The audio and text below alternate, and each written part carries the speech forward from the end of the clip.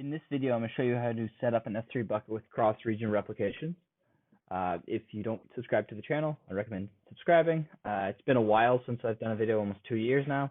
I'm going to be coming out with weekly videos, so please subscribe if you want to stay up to date. So pretty much in this video, I'm going to show you how to set up an S3 bucket all using the Amazon Web Services console.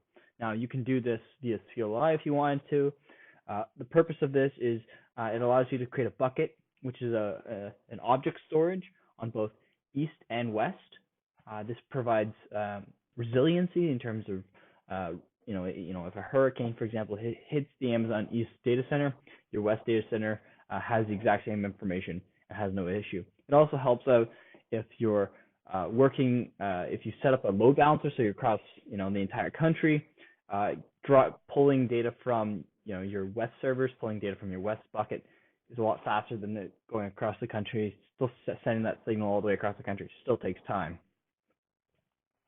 So if you look at my website here, keythrough.ca/lessons, I'm actually going to scroll down here and just hit view in single page. So I'll link this in the description below. This is going to be a step-by-step walkthrough on how to actually set this up. I'm assuming you have an Amazon Web Services account. If not, go to aws.amazon.com and sign up. We're going to be doing two things. We'll set up the bucket and then we'll set up the IAM role. The IAM role is a way to access the bucket. So it's kind of like your login credentials is one way. So you have IAM users. I'm not going to get into too much detail, but an IAM user is, for the most part, a great way to represent an actual user. So this could represent you and your laptop. An IAM role would be something that you would attach to an actual application. So if you're, for example, trying to access the bucket via an EC2, that EC2 server has an instance profile, an instance role attached to the EC2. So it's saying this is who I am, this is what I'm assuming, and then you can just say give that role access to the S3 bucket. This will allow people from outside of your organization to not access your S3 bucket. So yeah, so start by heading over to Amazon, and then head over to S3 here. We're going to start by heading over to create bucket. You're going to have to it's going to require you to enter a bucket name. The bucket name must be unique. Bucket names are, the naming convention is global, but the buckets actually sit in a particular region. For example, I run a website called headphoneShop.com, and I'm going to call my bucket Headphones Shop. Well, I can't call my East bucket Headphone Shop, and I can't call my West bucket Headphone Shop. I need to distinguish these names somehow. So let's use that as an example. Headphones Shop. Com, and I could create this bucket, but then my West bucket won't have the same name. So I'm just go with East, or more particularly, I'm actually in US East 1 as the proper region. There's multiple East regions, so I'm in US East 1. I'm gonna hit next. You can add tags. You can automatically add encryption. So you can do this and add, AES 256 encryption or KMS encryption. Hit next. Block all public access. I don't want people in the public to be able to access it. And I'm just gonna hit create. Okay, so that first bucket is now set up. Now I'm gonna set up my West bucket. So again, headphone shop. Sorry, I just gotta see what I wrote. Headphones. That say headphones shop-com.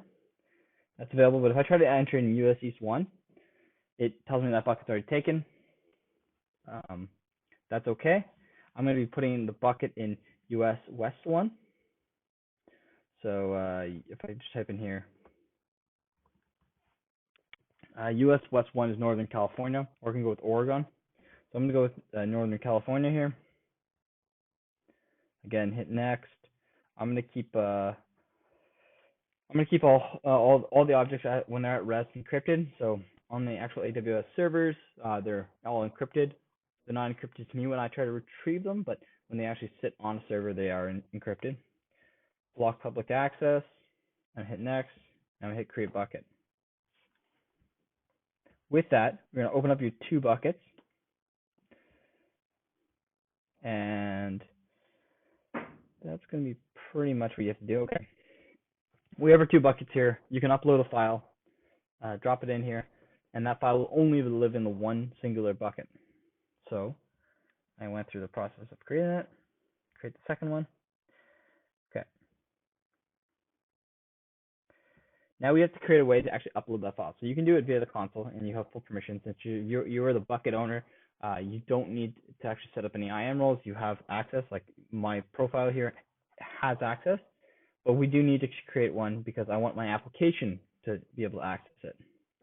So what I'm going to do is head back over to the AWS console under Services, and if you scroll down, there should be a Security tab.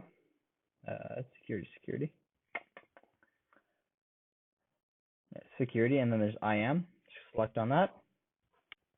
Since I'm not going to access my bucket via an EC2, I'm going to create an IAM user because I'm going to be accessing on my behalf. So I'm just going to add user. I'm going to call it headphones shop keys. And the reason why I'm going to call it that is because it's going to be me. I want to have programming access. I don't want to be able to sign in using this user. I don't need that. It's too much permission. And then I'm going to hit next. I'm going to attach existing policies to the user. So I know, I'm just doing this because I know there's a full S3 access, and it's the easiest one instead of selecting individual access and things like that. I just know I want to give this me full access from my computer. So I'm going to select AWS S3 full access. I'm going to hit next. I don't need to tag it. And I'm going to have to hit create. But I'm just going to jump to my desktop here. Essentially, I just need a way to take notes on this.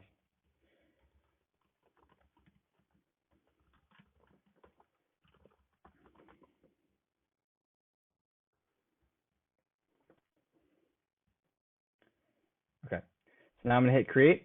It's going to give me my access key and my access secret. I copied both those down. I recommend you do the same. Copy to somewhere safe for now. And then I'm going to hit close. Now I can click my IAM role here. And so I have my IAM role here. I've copied down my ARN from my IAM role page to here. I'm just going to be using this later in my bucket policy. So I'm just going to copy in there for ease of use. ARN is Amazon resource name, and this is unique to my IAM role. So this is a great way to reference my IAM role in some unique way. So the next thing we're going to do is actually update the bucket policy, and I'm pretty sure this document goes along with that. I just realized there's a broken image there. Okay, so the next thing we're going to do is creating our bucket policy. So I'm not going to get too much detail on actual bucket policies. Now, there's a lot of reading you could do, and I recommend setting up a very strict least permissions bucket policy is the best way to go. And so you can do something like you can add deny access and allow access. For today, we're just going to do the allow, and I'm going to give myself particular permissions. So this here is a policy generator website. It's provided by Amazon. I don't know actually know if it's I think it's provided by Amazon. And pretty much I can create a custom S3 bucket policy, and by just entering a variety of information. So I'm going to start by adding my my ARN for my. I'll start with West. So you can find your ARN for your bucket under permissions, bucket policy, and it's right here listed at the top. So essentially what I'm going to do here is I'm going to say, okay, so I want to give my IAM role access to my S3 bucket, and I'm going to give it particular permissions. So if I did that, I would say grab this IAM role ARN. I'm going to give it allow permissions on S3, and then I want to give it, I could say all actions and just check that, but let's say I want to say put object, which allows me to place an object in the bucket using this role, right? And if I hit, add, I can add additional conditions and everything else. I recommend, and I can just say generate, and it will create this bucket policy for me. So I'm going to copy and paste this This is also listed here. Yeah. So I'm going to copy and paste this here. Now I want to give actually more than just this. I want to give get object and delete object. I want to have full access to my bucket to add an object, delete an object, and retrieve an object. I'm just going to delete object. I'm just going to add a few more here. And I've now added that. Hit save. If there's any issues, action does not apply to.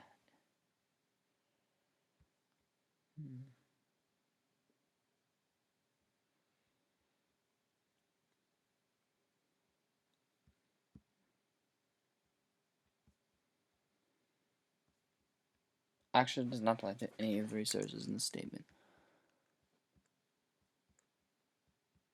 They screw something up here.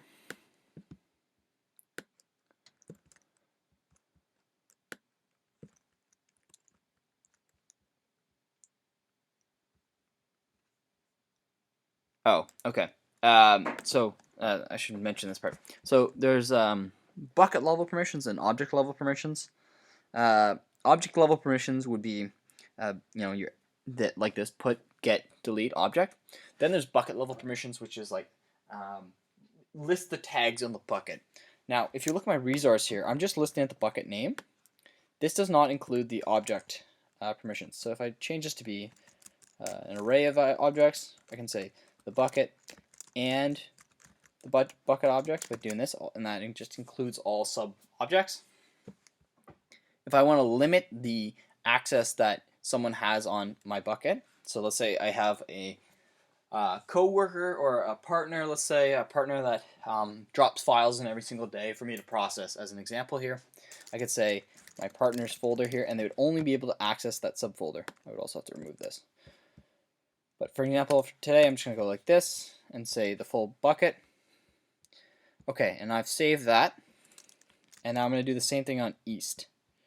So again, permissions, bucket policy, paste it in there. It's the same IAM role. IAM role ARNs are global. And essentially, I'm just going to go into my resources here and update this to be US East 1. I'm going to hit save. So as of right now, we should be able to upload, using these credentials, be able to upload files. This is all again explained here. So we're going to test that out by starting with building a simple Python script that will manually hardcode in the credentials, which is probably not good practice, but it's just to give you the idea. So open up your editor, and I'm assuming you have Python 3. You'll probably have to do a pip3 install Boto3, which is the AWS Python library. Okay, and then I just recommend copying this whole code. A new file. I'm just going to go demo1.py, paste it here, go in here, copy my credentials, my access key, my secret. I'm going to hit save. My bucket is incorrect here, my bucket name. So I'm going to start by going with, grabbing my bucket name here. Since the bucket is unique, like I'm the only one with this bucket name, I don't actually have to put, like the account ID and everything else. This will upload a file, essentially, an object with the contents word test in it, and it will upload to this path. So I'm going to change the name to be demo no replication, just so you get the idea. And hit save. I'm going to switch back to my actual directory here. I'm just going to clear it out. And I'm just going to run Python 3, and then I'm just going to do demo1. And hit enter. And so since the credentials worked, and since it's all set up correctly, it says done uploading. And if I head to my bucket here on US West 1, go to the right here and refresh the page, I now have folder 1, demo no replication. I download this file, I'll see test in the contents. So if I change the script a little bit just to give you an idea. So for example, if I add a bunch of dashes here to screw up my credentials, save it, and run it again, I will get a access denied error. So that's pretty much your S3 buckets set up. Just your two independent S3 buckets set up that don't interact with each other. The next thing that we're going to do is actually add the replication. So if I go to my document here, sorry, I just got lost in here. Okay, so if I go to my document here, I've uploaded this file. We've done this successfully. The next thing is to actually add an IAM role. So currently we're using an IAM user because it's representing ourselves. You have to create an IAM role. This was, again, if you're going to attach it to, for example, an EC2. In this case, S3 will do the replication management for us. So it's like, imagine there's an EC2 in the background, taking a look at one S3 bucket and then copying everything over to the other S3 bucket if anything's changed. All right, well, if anything's new, sorry, not changed. And so with this, we're going to have to create a new IAM role. So back to our IAM tab, you're going to go to Roles, you're going to Create Role. You're going to look for S3 on the page.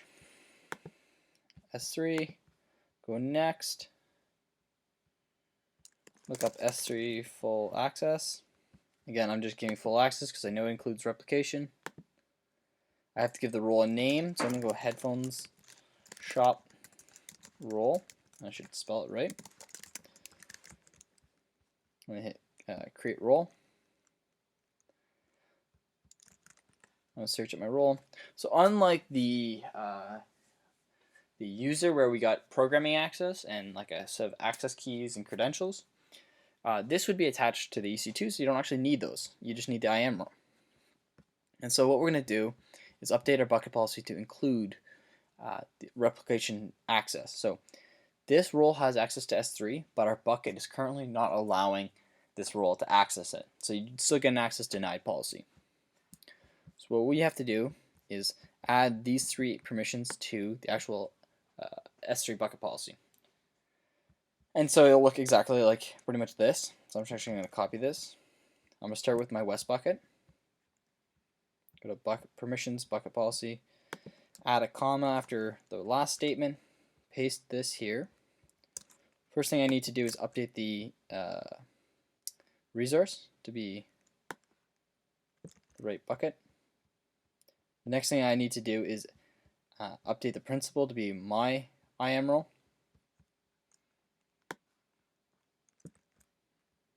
And am I giving replicate object, replicate delete, replication delete, and replicate tags. And so with that, I'm going to copy it just so because I have to do it on east. Then I'm going to go back up here and hit save. Switch to east, go to permissions, bucket policy, scroll down, add a comma, change this to the east one. Same role, it's fine. Hit save. Invalid JSON. I have too many commas. Hit save. Okay, so now with all that, we should be good. One thing you have to do in order to have replication, we didn't do it when we started, when we were setting up the bucket, but you have to enable versioning. So that just involves going here and hit enable versioning and hit save. So that's under properties and then versioning. We have to do that on both buckets. So properties, versioning is enabled on this one, just to make sure. And so now we're going to go to management, replication, add rule. We want to add replication to the entire bucket. You can do a sub prefix, which allows you to only replicate a subfolder. You would do this in the case that like some files you don't need replicated, they're not important, but there's some in the bucket that do need to be replicated. So you could just say like replicate that file, that folder. I'm going to hit next, and then what we're going to do is enter in our other bucket. So headphones shop east. I'm on west, replicating to east. I'm going to leave the bucket ownership the same. Select role. I'm going to search up headphones. This is where my replication role comes in. And just give it a name. So entire bucket replication. Hit next. I'm going to hit save. And now you'll see it here on the top. So source is my west bucket, and it's going to east.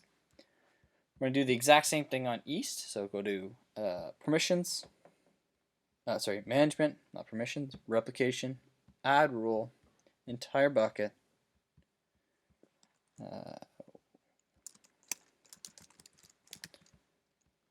US West 1, hit next. I'm going to replicate the entire bucket. It's going to be enabled. I'm going to hit next.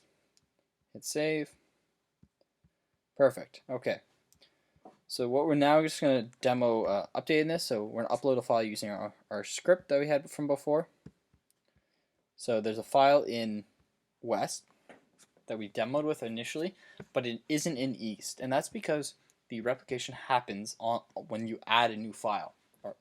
And when you change a file, it cancels adding a new file as well. So the first thing we're going to do is fix our mistake that we added there. We still have our credentials. We have our West bucket here. So I'm going to just put this right at the root so you can see it. So this is going to go from West to East. Hit save. And then I'm just going to do run my script one more time. It's uploaded. I check my East bucket. It's not there. I check my West bucket. It is there. So you're probably thinking, oh, it didn't work. No, it takes a second. And now you can see that the West file is there. If I click this, it will tell me that replication status is complete. And if I click the East one, it will tell me this is the replica. And so we can do the same thing the other direction just to make sure it works properly. So it changes to be East 1, and this is going to be East to West, and save. And then we're just going to run our script. And I got to get back somehow. So it's not there. Now it's there. We can click on it. It'll say replica. Go back to our East bucket. It's not there. You just got to refresh. Hit the East to West one. And you can see that it's been replicated. And so that's pretty much it. I mean, this is the rest of it. As you can see, you have to enable versioning, add replication. Yep. So this is the basics of adding cross-region replication to your S3 buckets. It's very important for critical applications. The setup of S3 is fairly simple using the console, and I really recommend doing it because although there's not much cost, it allows you to have kind of a really easy way to have a good history of files, and you don't have to worry about one going away. Adding versioning at a minimum is very important. I recommend doing some more reading about actual S3 bucket policies, and I do not recommend actually hard coding credentials like this, but this is just for a demo. Well, thank you for watching. I'll have a new video next week.